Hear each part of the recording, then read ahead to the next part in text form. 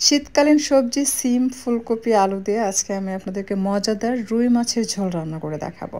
প্রথমে মাছ ম্যারিনেট করব, আর মাছ ম্যারিনেট করার জন্য আমি এখানে নিয়েছি হলুদের গুঁড়া, মরিচের গুঁড়া, কাঁচামরিচ বাটা, জিরা বাটা, স্বাদমতো লবণ, সরিষার তেল, একটু পেঁয়াজ কুচি আর পেঁয়াজ এবং ১ চা চামচ হলুদ সরিষা একসাথে বেটে নিয়েছি।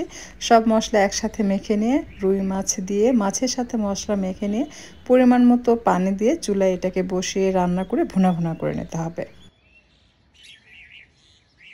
আচ্ছা, এখন অ্যাড করে দিচ্ছি ১.৫ চা চামচের মতো আদা রসুন বাটা। ভুলে গিয়েছিলাম আদা রসুন বাটা দেওয়ার কথা। এ পর্যায়ে দিয়ে ঢাকনা দিয়ে ঢেকে রান্না করে নিচ্ছে। তেল গরম হয়ে আসলে বেশি করে পেঁয়াজ কুচি দিয়ে এটাকে ভেজে নিতে হবে। বেশ কিছুক্ষণ ভাজার পর অ্যাড করে দিচ্ছি আস্ত জিরা। আমি ১ চা চামচের মতো জিরা দিয়ে এটাকে গোল্ডেন করে ভেজে নিচ্ছি। পেঁয়াজ বেরেস্তা হয়ে আসলে অ্যাড করব সবজি। এখানে ধুন্দুল, আলু রয়েছে আর সাথে দিয়েছি আদা রসুন বাটা, জিরা বাটা, মরিচের গুঁড়া, হলুদের গুঁড়া আর আস্ত কয়েকটা কাঁচামরিচ। আস্ত না, মাঝখান থেকে ফালি করে দিতে হবে, তাহলে এটা খেতে কিন্তু বেশি ভালো লাগে। আপনার কাঁচামরিচ অবশ্যই এ পর্যায়ে অ্যাড করবেন। এরপর এটাকে কষিয়ে নিতে হবে। ফুলকপি, সিম, আলু দিয়ে মাছের ঝোল রান্না করলে ততটা ভালো লাগে না। যদি সাথে ধুন্দুল দেন তাহলে কিন্তু খেতে বেশি মজা লাগে। আপনি রান্না করে খেয়ে দেখবেন। বেশ কিছুক্ষণ কষানোর পর অ্যাড করে দিলাম ফুলকপি আর সিম। এটা কিন্তু আমি আগে থেকে সামান্য তেল দিয়ে একটু ভেজে নিয়েছিলাম, কারণ ফুলকপির কিন্তু কাঁচা গন্ধ রয়েছে, ওটা যেন চলে যায় সে কারণে আগে থেকে ভেজে নেয়।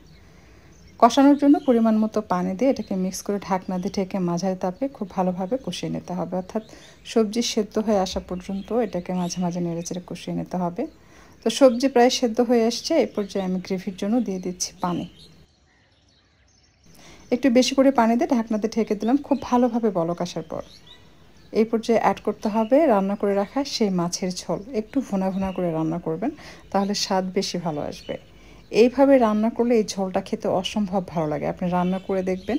অনেক তো রান্না করে খেয়েছেন সেম ফুলকপি আলুর ঝোল, সেটা কতটা মজার আমি জানি না, বাট এভাবে রান্না করে খেয়ে দেখেন, খুব ভালো লাগবে আমার বিশ্বাস।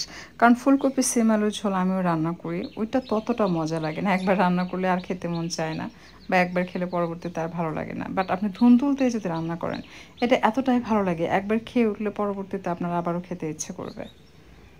যখন এটা রান্না হয়ে যাবে, চুলা থেকে নামানোর ১০ মিনিট বা ৫ মিনিট পূর্বে জিরা গুঁড়া দিয়ে দমে বসিয়ে রাখবেন। এরপর ৫ মিনিট পর ঢাকনা খুলে গরম গরম পরিবেশন করবেন, অথবা বাসি খেতেও কিন্তু এই তরকারি অনেক মজার।